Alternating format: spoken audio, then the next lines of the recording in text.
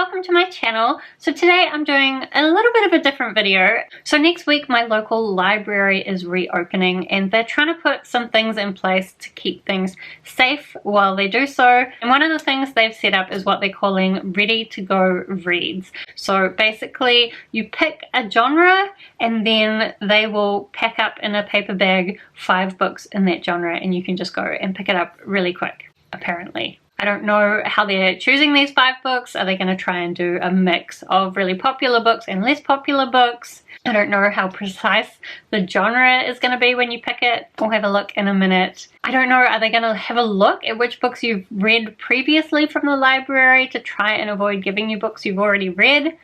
Or is it just going to be like a random bag of fantasy books and... because I'm going to pick fantasy, obviously. Is it just going to be a random bag of fantasy books and who knows whether I've read them or not? I don't know, but I thought it would be fun to do it and take you along with me. So, given that, let us open up the page where you book one of these ready to go read bags. Okay, order a pack of 5 pre-selected titles based on a genre of your choice. I want adult books.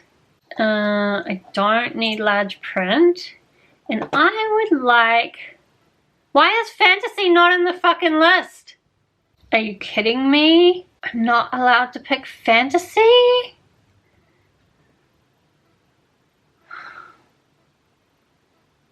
Why? Alright, well, I'll pick science fiction and surprise me, and maybe somehow they'll use their brain and give me some fantasy. That's very disappointing. Why? Which library would I like to pick up from? The Glen...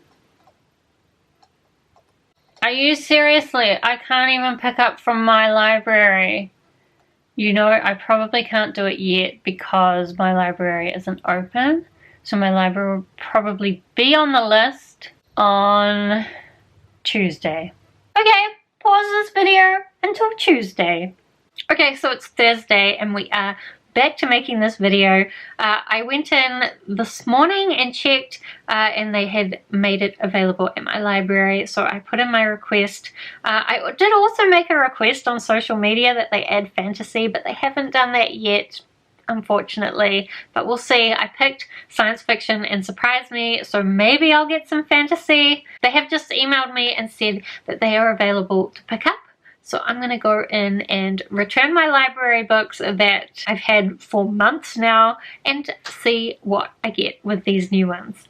Okay, so I've just picked up my ready to go reads. They've packaged it all up for me and look at that picture. Are you really going to tell me this doesn't have any fantasy books in it?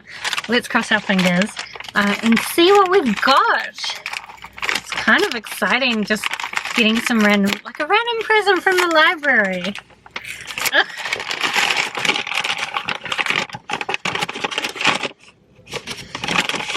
You take out the bit of paper that spoils it. There they are in there. We'll pull them out one at a time and see what we've got. So, first one we've got is Mistletoe by Alison Littlewood. I have never heard of that. It sounds like a thriller to me.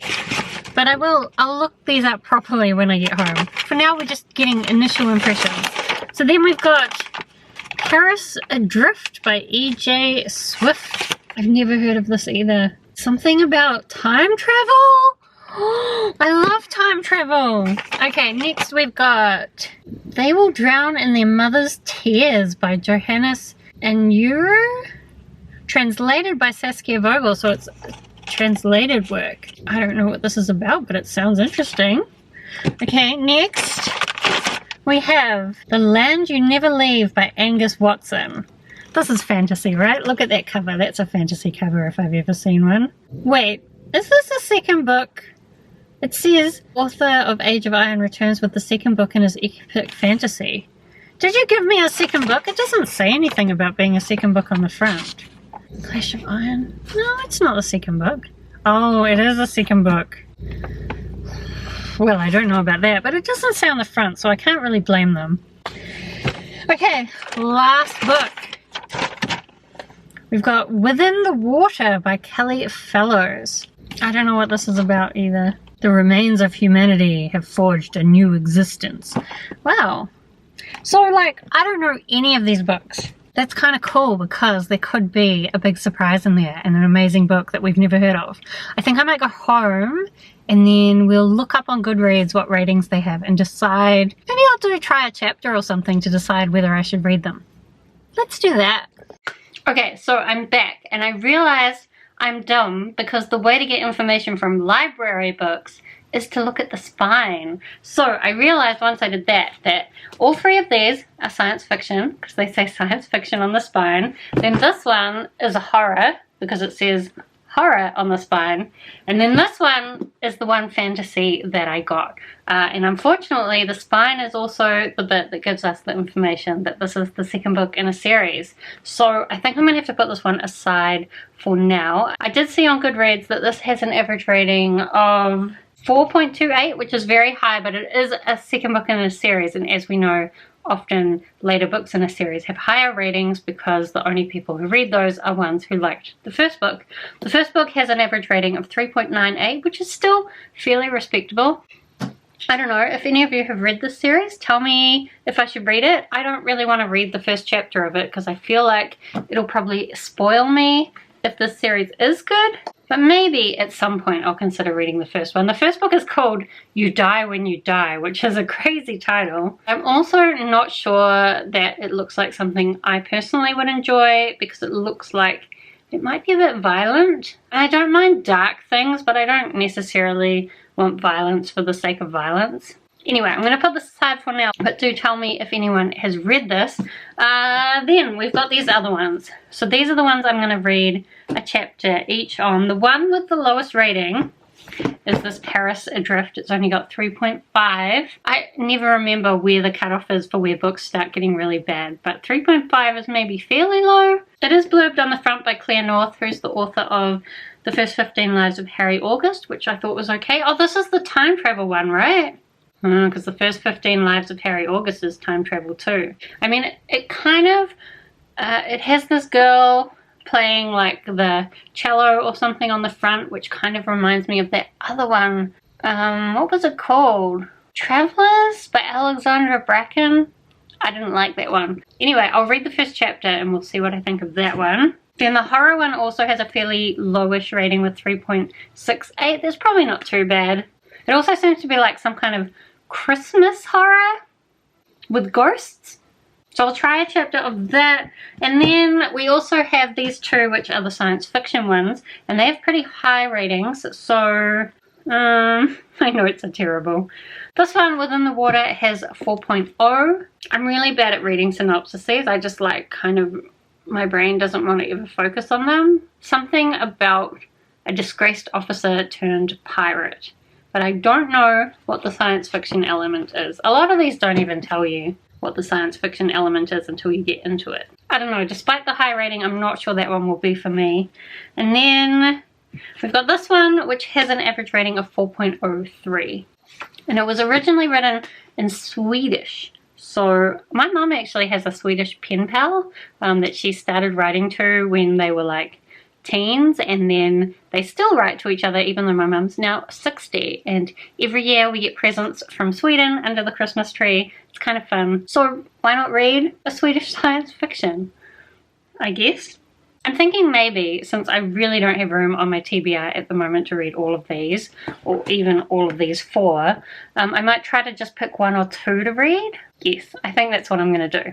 So I'll come back to you when I've read some of those chapters, but it won't be today because I've got other things to read today. So I think this video is going to be spread over quite a long amount of time, but probably not more than a month because these will need to be back at the library in a month. Although they're quite, I don't think these are very well known books. I could be wrong, but I've never heard of them, so I wouldn't expect them to have a hold queue. I could be wrong. I'm often wrong.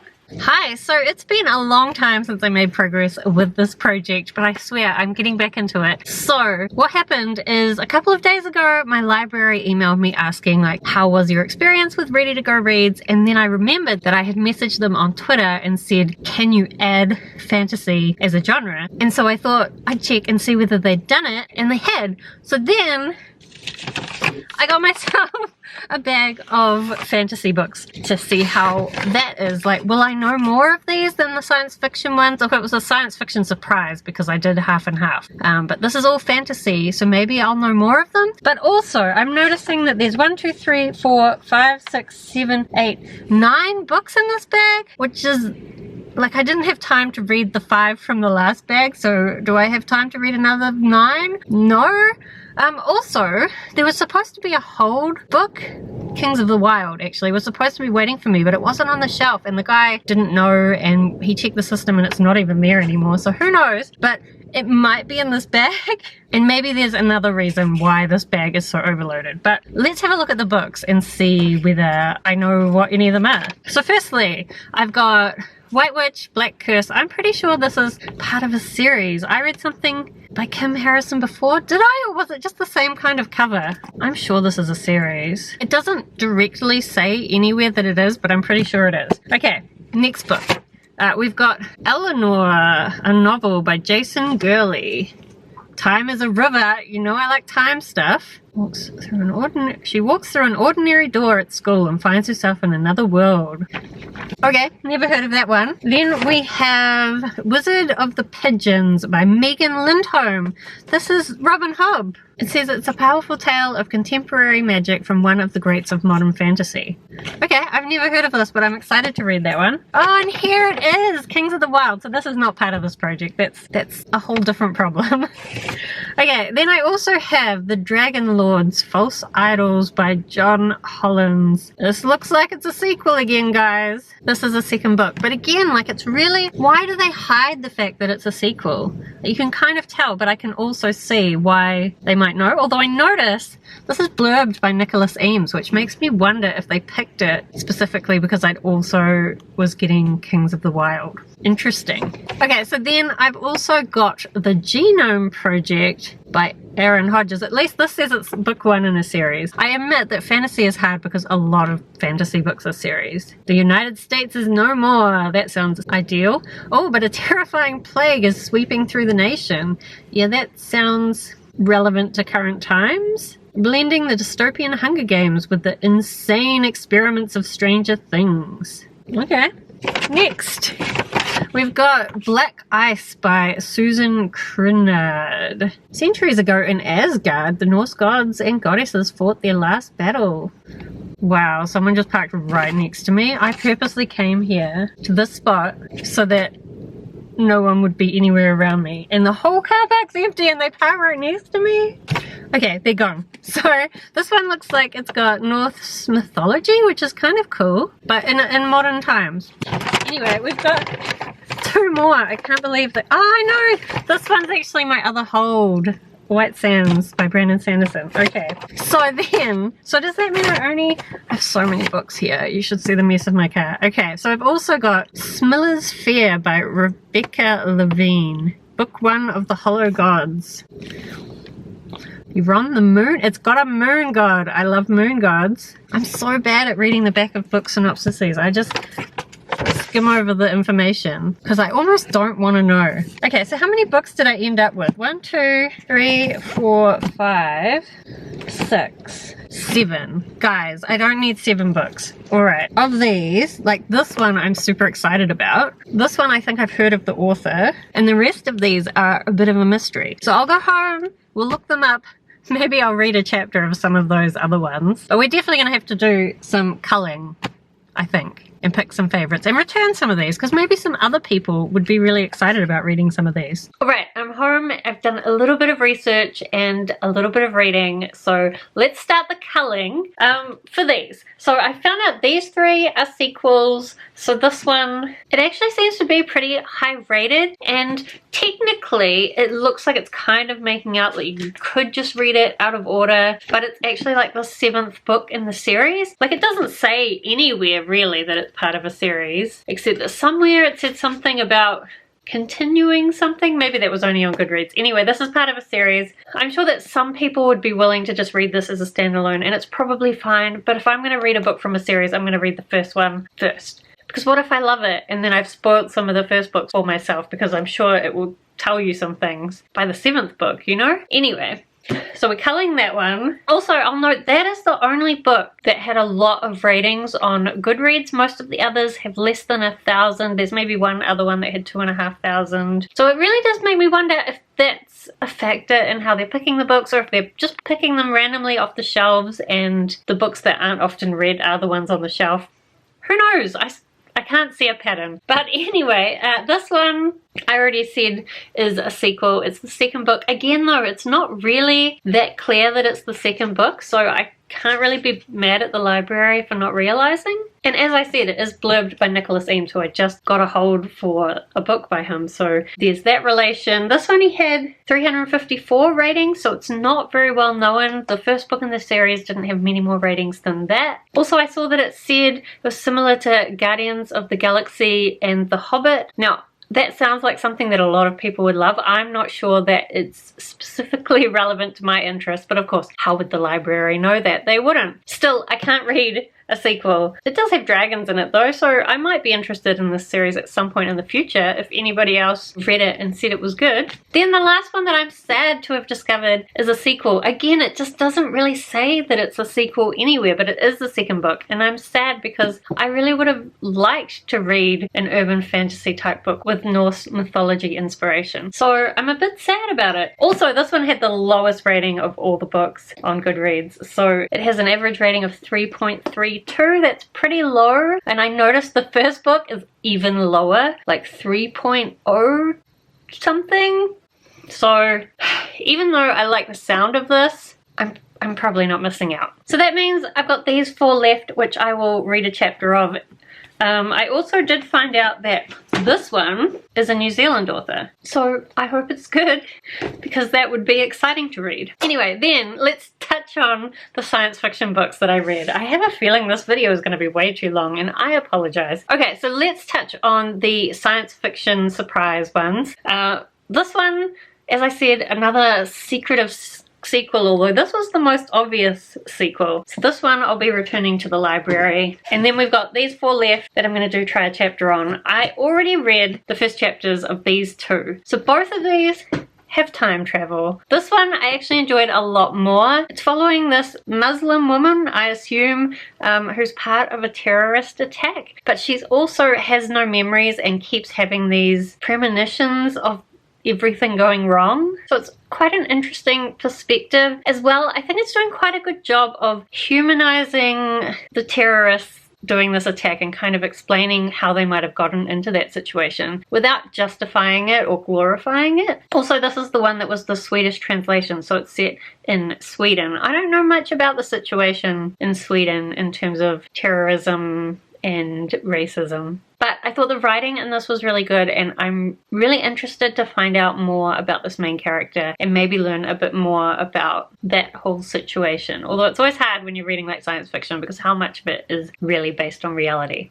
Who knows? But I'm interested in this one. At the moment, this is the top one, because this would be the second one at the moment. So this is also time travel, but from the first chapter, even though it was about the same length, I feel like I hardly got any information about what's going on. I think there's a war, and they want to go back in the future using these time anomalies to kill the beginning of this line that will mean some key person who instigated the war won't ever have been born. I'm not sure whether that means that like all of the ancestors of that person link back to that single person or what it means, and I don't feel particularly attached to any of the characters. However, I did have a quick glance at the second chapter, and the second chapter was written in first person rather than third person, so I suspect it's actually going to be written very differently and follow a completely different person. So maybe the first chapter wasn't a very good representation, but overall it hasn't really drawn me in, so it's alright, but second place at the moment. So I'm going to go away and read these 2. I did notice this one only has 3 ratings on Goodreads, so it'll be really interesting to see what that's like. Okay, I'm back. I just whacked my hand really hard on the desk, but hopefully I will recover. I have read the first chapter of both of these. This one, oh my hand, this one was like a submarine. I'm pretty sure it was a submarine pirate, and then some woman who we don't know who she is manages to get this pirate guy to go and try to get information from this other person. Who are they? Who really knows? What information is he trying to get? I don't know that either. There's just like so many unknowns, but it's not in a mysterious, oh, I want to find out way. It's a, I don't really care about any of this kind of way. And it's so dialogue heavy, and it's trying really hard to be like witty banter, and all these characters, aren't they all eclectic and different? And just, yeah, I'm gonna be putting this one aside, to be honest.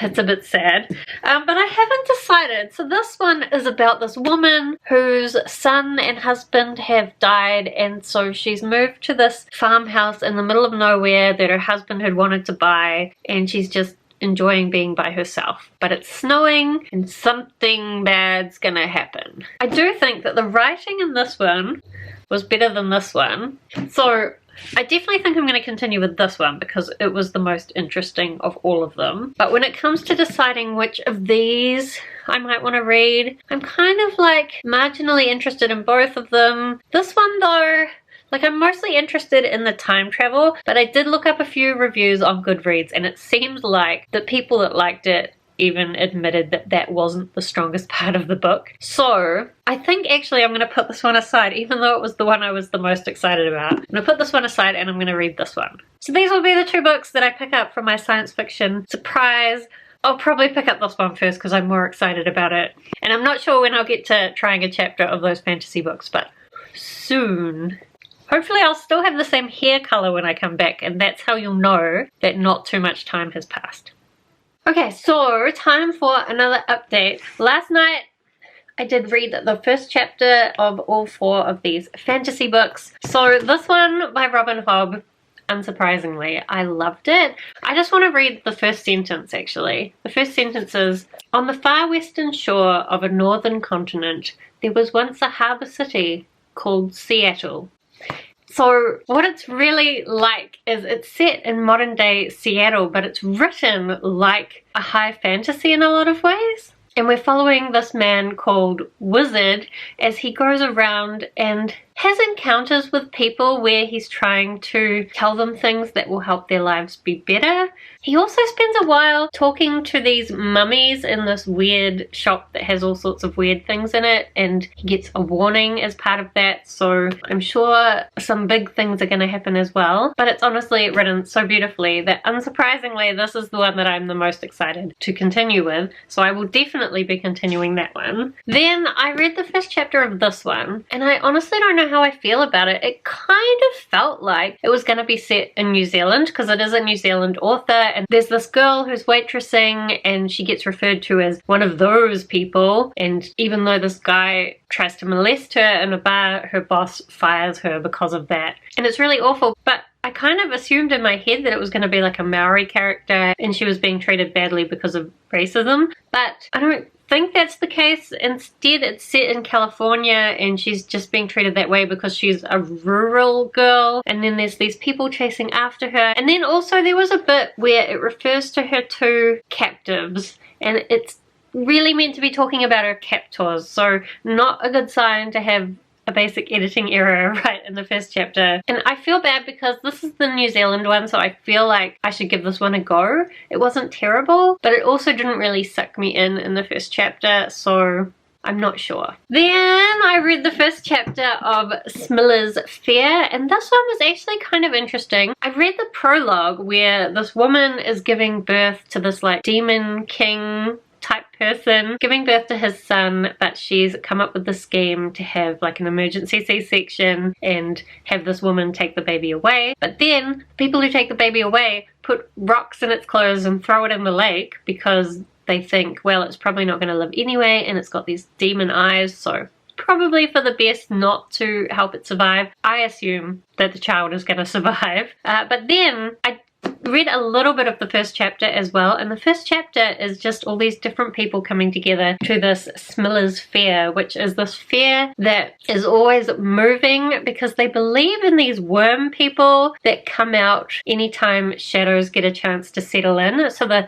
fair can never stay in a place for too long, or the worm people will come. And I'm not sure what these people are going to have to do with the baby in the prologue. Is one of them going to be the baby? Are they going to find the baby? I don't know how much time has passed. Did it tell me? I don't think so. Anyway, it was quite well written, so it probably goes in the middle between those other two. And then I read the first chapter of Eleanor, and this one's quite strange. Really, all that's happened so far is we're getting to know this woman named Eleanor who was a swimmer, but then she got pregnant when she was young, and so she had to give up on her dreams of being a swimmer. It's mainly set in the 1960s. So as well, she has a husband who has quite bad PTSD because of being a part of a war. Not sure which war exactly. And then she just likes to go swimming in the ocean. It makes her happy. Nothing particularly happened that would give me an idea of what's going to happen further on in the book, although I did a quick flip through and I can see that there's chapters from different characters, including her daughter. And the back said all that stuff about time travel. And I just think what this book did is, in that first chapter, it made me really care about the characters. So even though nothing really happened, like the back implies good things are going to happen, and I care about the characters, so I want to know what happens. So I actually think this is the one that I'm second most interested in, which I'm a little bit annoyed about because this is the longest one. It's like 587 pages. So I would have preferred to return this one to the library, but I really liked it and I want to read it. So I think of these four, I'm going to keep these two for sure. Then I'm not really sure about these two. I actually kind of want to read both of them and give both of them a chance. However, my TBR cannot handle this many books at the moment. So unfortunately, I'm going to return these two for now. I might give them a go at some point in the future. Maybe. But that means in total, I'm keeping these four as part of my Ready to Go Reads library experiment. And I will check in again when I have read one of them. Hi, so I have no idea how long it's been since I last filmed an update for this video, but I actually managed to read a book for this challenge. So this is the first sci-fi book, They Will Drown in Their Mother's Tears. It's the one that is involving time travel and terrorists. So right at the beginning, we have this girl who's involved in this terrorist attack on this comics bookstore, but while she's doing that, she starts having memories of her future life, although what it is she kind of starts thinking that she used to live in the future and she's now come back into this woman's body. And in the future, the terrorist attack that she's participating in had quite a big impact on the way that Muslims were treated in Sweden. So then she's telling her story of her life in the future to this person in the past. And then that person that she is telling the story to, also their perspective is included in the book. And that person, I just felt like I never even had any idea of who they were. I even struggled to remember that they were male. I kept confusing them with the other main character. I think the writing was very similar for both perspectives, and I'm not sure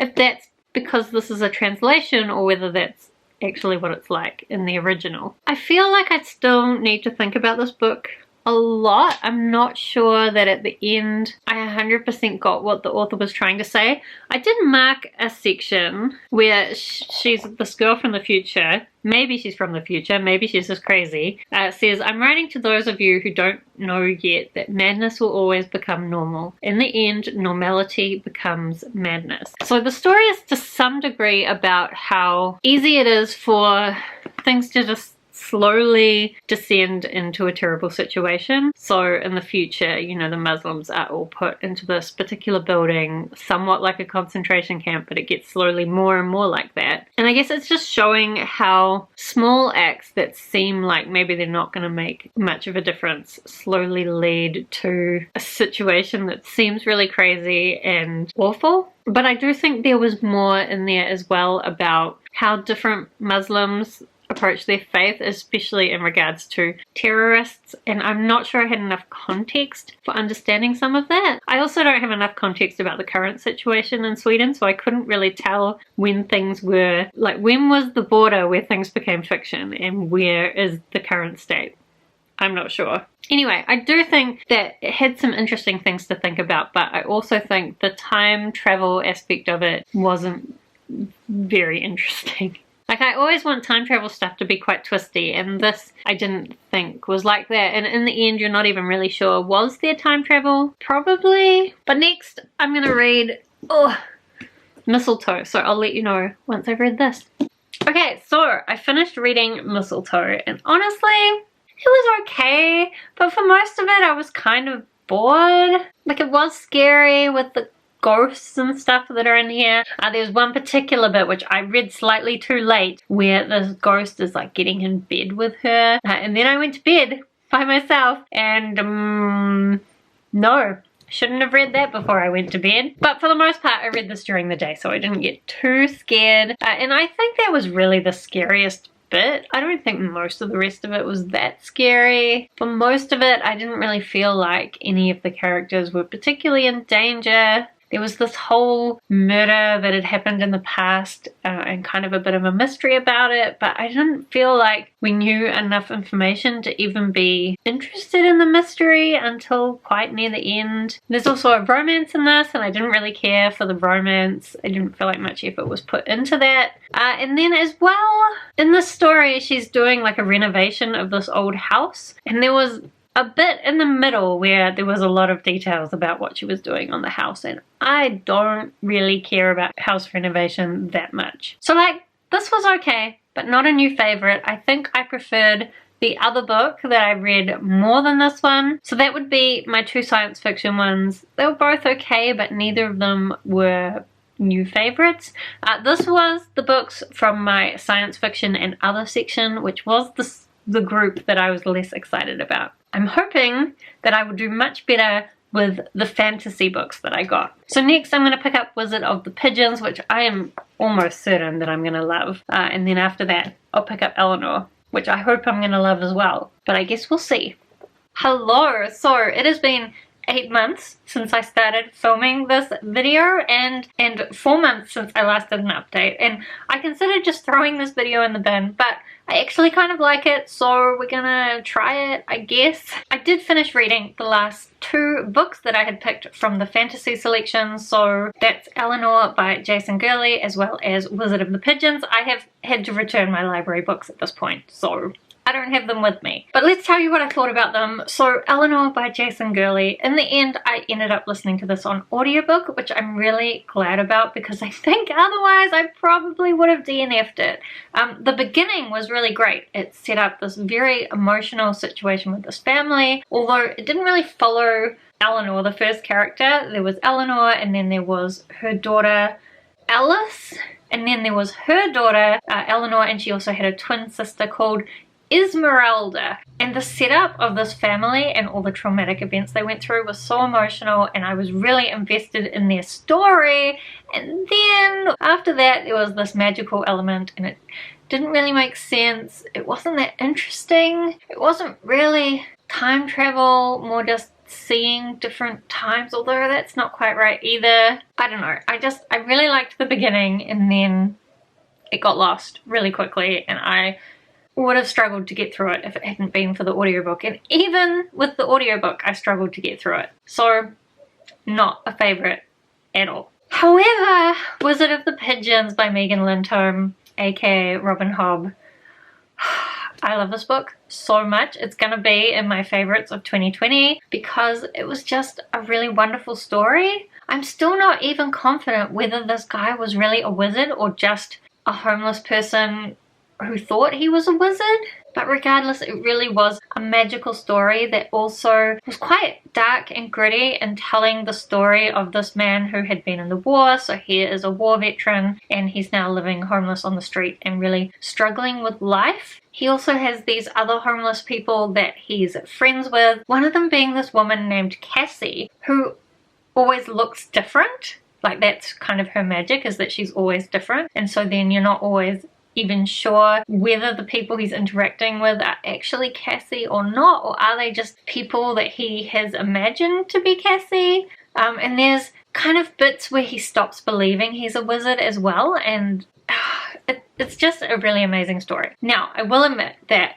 I probably would have eventually read this regardless, because I have been really enjoying Robin Hobb's stuff, and eventually I would have wanted to read all of it, and Megan Lindholm would have been some of the stuff I read, but I wouldn't have read it for a long time, I think, because there's a lot of Robin Hobb stuff to get through, as well as all the other Megan Lindholm stuff. So this meant I got to this sooner, and I am so happy I did. So even though I really struggled to find time to read the books in this secret reading project, I am glad I did it just for having read that book. I'm not sure that any of the other books that I read for this project had a significant impact on me, unfortunately. And I know that what this has made me realize is that if I want to do like these reading projects on the side of my existing TBR commitments, then either I need to read more or I need to change the way I'm committing to my TBR, because I just really struggled to find the time to read these books. As well though, my library is still doing this system, and I would say that even though I didn't necessarily find a lot of new favorites that I wouldn't have found eventually otherwise, I still think that this project was